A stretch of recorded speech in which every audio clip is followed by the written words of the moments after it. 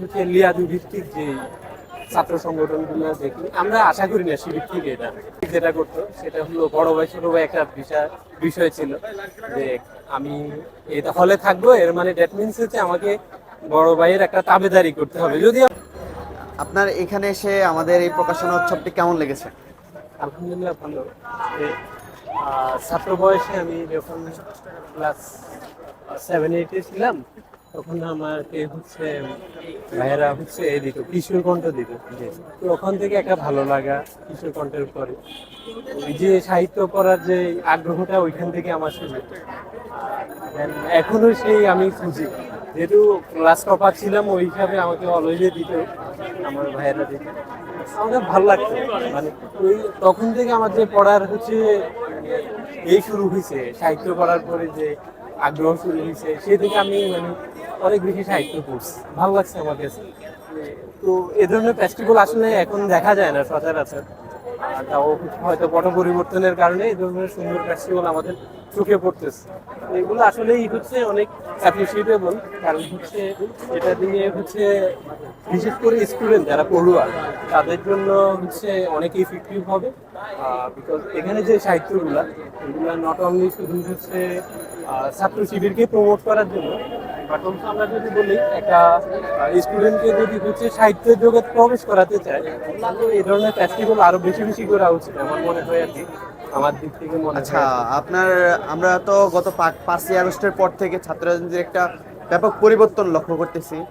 তো সেই ছাত্র রাজনীতির ছাত্র শিবিরের যে কার্যক্রমগুলো এগুলো আপনার কাছে কেমন চোখে দেখছেন বা কিভাবে এখনো দেখছেন? পর্যন্ত তো মানে শিক্ষা বান্ধবী মনে হচ্ছে, যে আমরা যেটা দেখতাম আগে হচ্ছে ছাত্রলীগ যেটা করতো সেটা হলো বড় ভাই ছোট ভাই একটা বিষয় ছিল যে আমি এটা হলে থাকবো, এর মানে দ্যাট মিনস হচ্ছে আমাকে বড় ভাইয়ের একটা তাবেদারি করতে হবে। যদি আমি তাকে পছন্দ না করি বা ওনার যে হচ্ছে আইডিওলজি এটা আমি পছন্দ না করলেও সমস্যা নাই, যে আমরা ওনার পিছু পিছু আমাকে যাইতে হবে।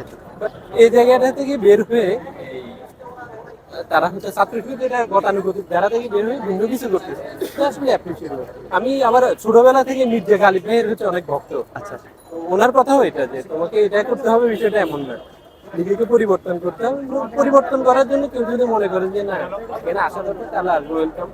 আর কেউ তো কারো আইডিওলজি জোর করে চাপাই দিতে পারে না, আইডিওলজি জোর করে চাপাই দেওয়ার বিষয়ও না, এটা যদি তার মনস্তান্ত্রিক বিষয়, যদি কেউ যদি এটা নিজ থেকে ওন করে যে না এটা আসলে ঠিক আছে, ওকে। আচ্ছা, মানে এই যে ছাত্র রাজনীতির যে একটা মানে পরিবর্তন, ছাত্র শিবিরের কাছ থেকে আপনার প্রত্যাশা কি? আমাদের আসলে এক্সপেকটেশনের জায়গাটা বলতে গেলে এদেশের না রাজনীতিটা পচে গেছিল, ছাত্র রাজনীতিটা মানে জেনজির কাছে এটা মনে হইতেছে মানে একটা সময় এসে যে রাজনীতি একটা নোংরা জিনিস, পচা জিনিস। আমার মনে হয় যে সেই জায়গাটা থেকে বের করে স্টুডেন্টদেরকে এমন একটা জায়গাতে নিয়ে যাওয়া উচিত যেখানে তাদের লক্ষ্য থাকবেন আমরা হচ্ছে এই দেশকে সুন্দরভাবে গড়বো, অনেক বেশি পড়াশোনা করবো, উদ্ভাবনীয় যে কাজগুলো আছে এগুলোর সাথে আমি জড়িত থাকবো। এগুলা দরকার, যে যারা এগুলা করে আমরা গতানুগতিক হচ্ছে লিয়াজু ভিত্তিক যে ছাত্র সংগঠনগুলো দেখি, আমরা আশা করি না শিবির থেকে এটা যে যে মূল দলে তাবেদারি করি, এটা চাই না। আমরা চাই যে হচ্ছে নিজ থেকে কিছু করুক যেটা সত্যিকার অর্থে স্টুডেন্টদের জন্য এফেক্টিভ হবে, এরকম কিছু একটা দরকার।